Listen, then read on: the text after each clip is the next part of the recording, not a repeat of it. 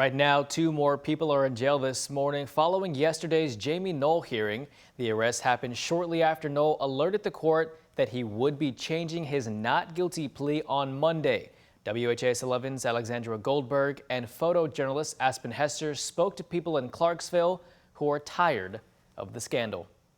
We were there as Clarksville police officer and Clark County Council member John Miller turned himself in and walked into jail. The Jamie Knoll investigation is now expanding to more suspects in this ongoing case. One count of official misconduct. This is the photo of Miller after he was booked. And then another arrest. At 5:40 Friday evening, Brittany Faree turned herself in. She's the former mistress of Jamie Knoll and former councilwoman. She also fathered a child with Knoll. Indiana State Police Captain Ron Galavis says they're both charged with a low-level felony, all in connection with the Knoll case. The lead investigator said in an 18-page affidavit that Knoll gave Miller thousands of dollars in Utica Township volunteer firefighter funds for, quote, trips, meals, lodging, and other items. Court documents show Miller is also under investigation for his voting record in the Clark County Council. Lead investigator Jeffrey Herron says Miller voted to approve hundreds of thousands of dollars to go towards New Chapel EMS, all while its CEO Jamie Knoll was giving the council member thousands of dollars in benefits. Enjoying a warm summer night in Clarksville, Billy Stark says the case has gone on long enough. That's embarrassing.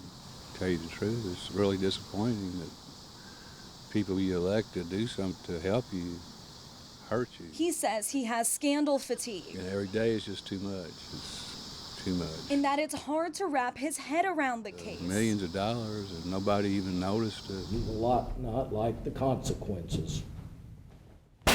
Today is that day. Knoll is currently facing 31 felony counts as he heads into the hearing on Monday where he will change his plea. The special prosecutor says he will plead guilty to crimes. In Clark County, Alexandra Goldberg, WHAS 11, on your side.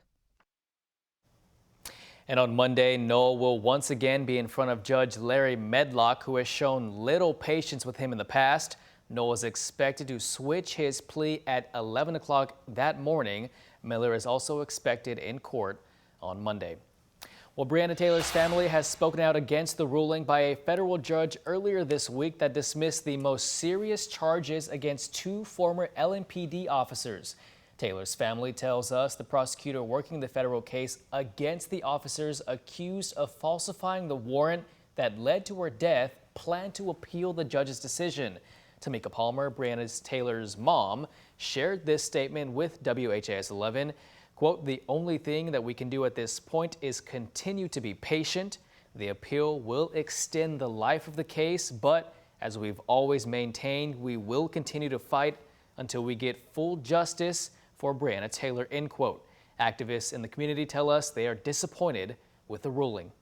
It's unbelievable, quite frankly, because you know that police would not have been in her house but for a falsified warrant. I understand the sentiment in the community that's based on what I consider to be false information, and once we have the opportunity to present our evidence in open court, I'm hoping some of those thoughts will change.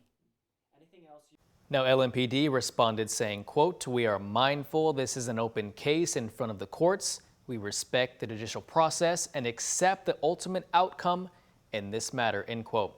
And Judge Charles Simpson ruled the warrant was not the cause of Taylor's death, instead putting the blame on her boyfriend for firing at police.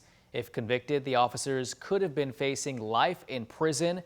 The charges they are still facing hold penalties of up to 12 months. And 2 other people are charged in the death of Breonna Taylor. Fired LMPD detective Brett Hankinson is charged with depriving both Breonna Taylor and her neighbors of their civil rights and using excessive force. His last trial ended in mistrial. That was in November. Federal prosecutors say they intend to retry the case. And former detective Kelly Goodlett has pleaded guilty to a federal conspiracy charge for allegedly working with Joshua Janes to mislead federal investigators. She faces a maximum sentence of 5 years in federal prison.